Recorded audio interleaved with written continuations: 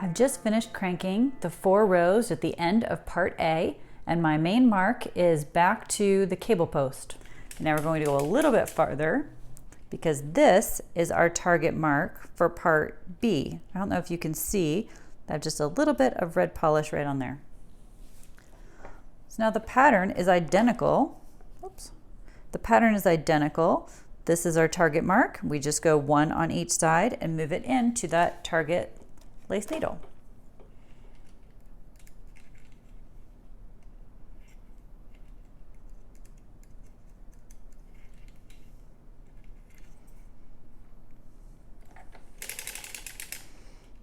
Here's the next one. So you can kind of keep an eye on them. They're in between the marks on your cylinder. They're not hard to spot when you're looking for them. They're kind of hard to see at a glance. From here, the pattern is identical to part A. We're just doing it shifted over a few needles. So you're using the target needle marks for the B part. You can go ahead and finish the entire B section of lace. So at this point, we have done this much. We hung the hem. Those 3 were the first ones that we did. We did that kind of V shape first, and then we did this V shape second, which ends up creating this sort of like diamond effect. So we've created this section. You can decide how many sections you want to do down your leg, but make sure you stop with 1 repeat. This is 18 rows. We're going to stop with 18 rows before you want to do the heel. And the reason that we want to do that is we want to leave a pre-heel where you don't have lace rubbing inside the back of your shoe. So you can decide how many total repeats you want to do to have the leg the length that you want, and then just save the last one. And we will come back and do that together, and I'll show you how to just knit the lace on the front half of the foot and not on the back. So now I've finished my second full set, the A and B, and cranked the 4 rows, of course, that come at the end of the B part. And now I'm going to set up my pre-heel section. This is my main mark. This is my halfway mark. So normally, if you're cranking the heel, you're getting ready to start the heel, you would start lifting about here, and you would lift these top needles up and out of work.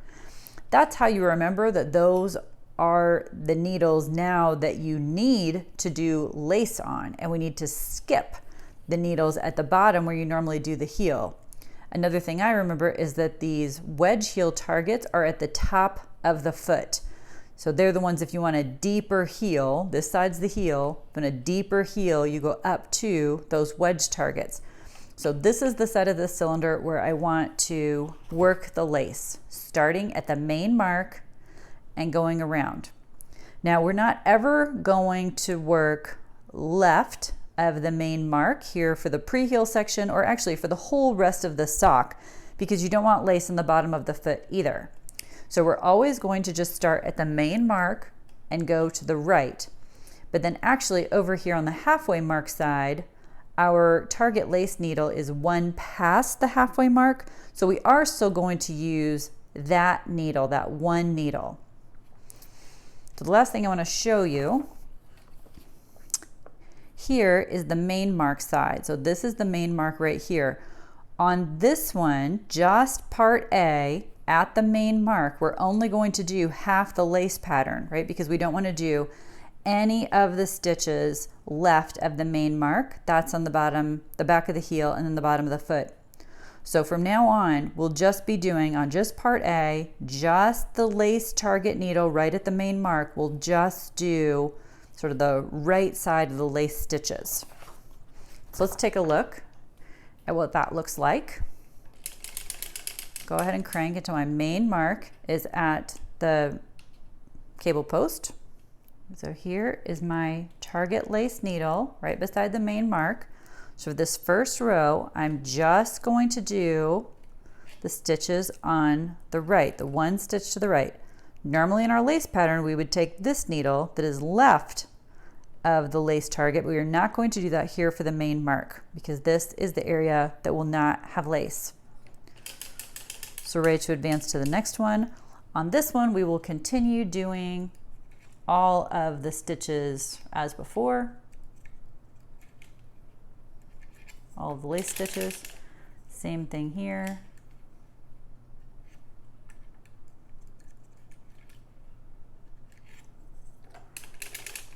Then we're ready for the halfway mark. So on the halfway mark side, it's exactly opposite of the main mark side.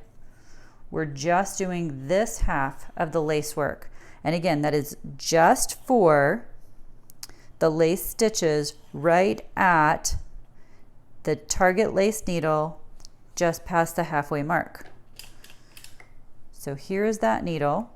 We're only going to work now this left side. First row, we take one stitch away from the target needle and we move it over. That was it. Now we need to finish cranking this row, the bottom half of the row, bottom half of the foot. Now we're back with the main mark here. Now we crank our full row around of just knitting. Now for this one, it's 2 away from the mark. So we go 2 away. Move it over. We do not do the ones on the left side of the main mark.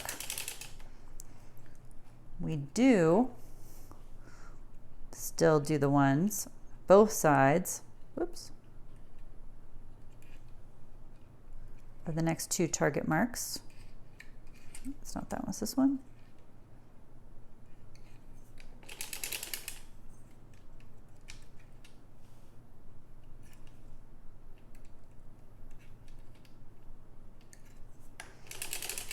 Here we are at the halfway mark.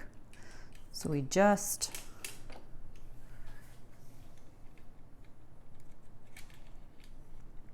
do the stitches on this side of the cylinder. Crank the second half of that row. Here's the main mark. Now we crank 1 full row around. We're ready for the 3rd row of our lace pattern, where it's 3 stitches away from the target lace needle.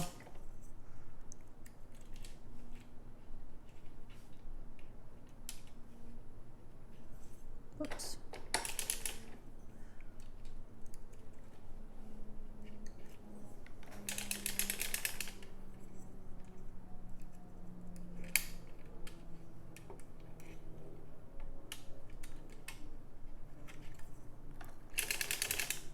And then the final one.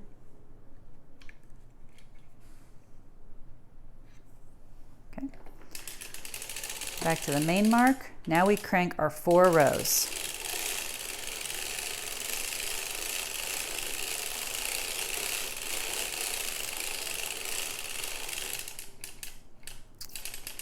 Now we're ready to do, there will just be 3 repeats for part B that are in between the main mark and the halfway mark. So do those 3 repeats. Very important though, after we finish the last row of lace for part B, you are only going to crank 2 rows, not the usual 4. And we're going to stop with the main mark here at 3 o'clock. So I'll show you that in a minute. But if you're working along with me, I want to make sure you understand you'll just crank after the B, the 3rd lace row, just crank 2 rows this time for the pre-heel instead of 4. Visit us at deanandbean.com and please like and subscribe. Thanks for watching.